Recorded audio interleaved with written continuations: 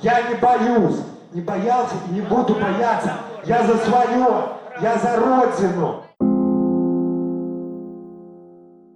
Поймали ошибку ваши работники? Пускай не признают это, хоть раз.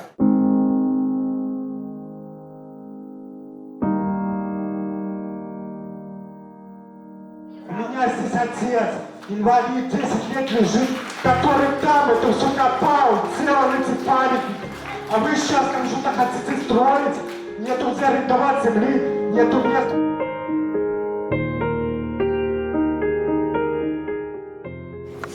Господа, пришедшие к власти, обращаемся мы к вам, павшие.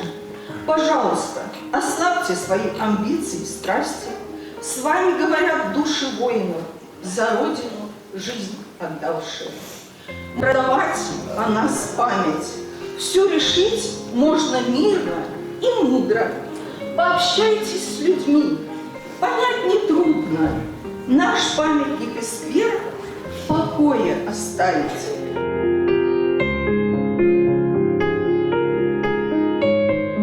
Действительно прошу дождаться решения районного исполнительного комитета по данному вопросу.